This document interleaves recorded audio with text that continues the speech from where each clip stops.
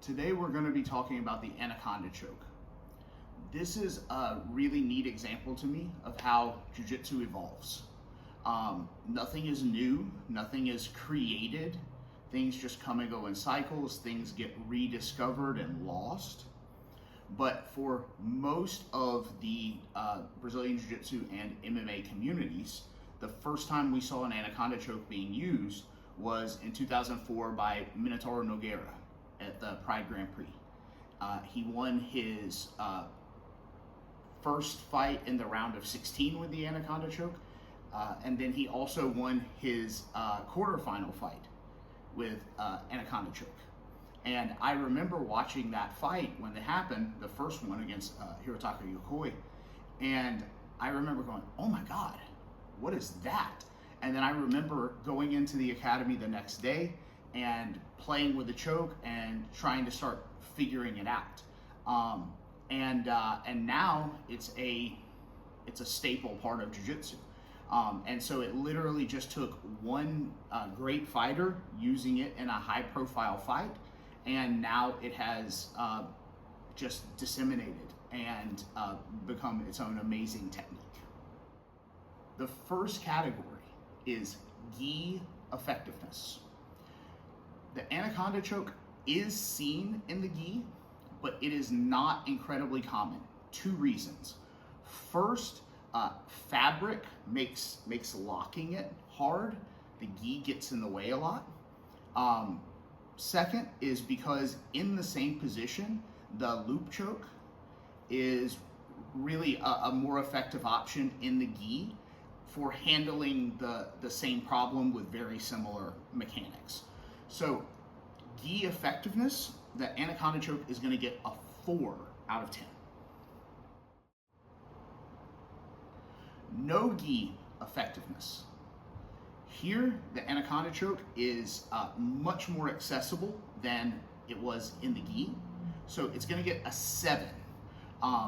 Front headlock is a much bigger part of the no-gi game than it is the gi game, just in general. And the Anaconda choke is a huge part of that series. The Anaconda choke is maybe a little bit harder to finish than its brother, sister, sibling, the Darce. But it is an incredibly high percentage submission that you see at all levels in no-gi, from white belt up to black belt, ADCC. I remember Rafa Mendez's first run in ADCC in 2009, and he was slapping on Anaconda chokes against everyone out of everywhere. So 7 out of 10 no-gi effectiveness. MMA / self-defense effectiveness, the Anaconda choke is an 8. So the front headlock game is, I think, an even bigger part of MMA than it is no-gi grappling, and it's a big part of no-gi, but it's an even bigger part of MMA. And so the Anaconda choke is not like that tippy top move that you're going to be seeing like every event, but it is not at all uncommon to see Anaconda choke in MMA. In terms of self-defense, I have a hard time envisioning a self-defense scenario where the Anaconda choke is the most practical option, but you could certainly do it if you needed to. It's just kind of, in MMA, very, very, very common. In self-defense, I just think that there are more simple options, and really that's about the only thing that bumps it from being a 9 out of 10 is that, it's a little more MMA, a little bit less self-defense. Body type specificity. The Anaconda choke gets a 4. The Anaconda does require having some length in your arms. Against a much smaller person, against a much bigger person, locking the choke is going to be very difficult. It is possible to do the Anaconda choke using a gable grip instead of the standard rear naked choke grip, but then you would need to compensate by having a really, really strong squeeze to be able to lock in the choke with the gable grip.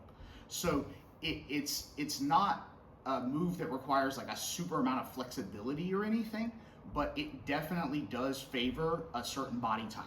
Either somebody who has kind of lanky arms, who is able to lock the rear naked choke grip very effectively, or somebody who has a lot of squeezing strength and can use the gable grip to finish. So 4 out of 10 for body type specificity. Transition potential. This is the Anaconda choke's highest score. It is a 9. The front headlock is a huge, huge part of jiu-jitsu. Gi, some, no gi, much, much more. MMA, even more. And the Anaconda choke is one of the staples of the front headlock series. You can lock an Anaconda choke from basically any position that is neutral or better. You're not going to hit an Anaconda choke on bottom mount, but there are no high percentage submissions you are going to hit from bottom mount.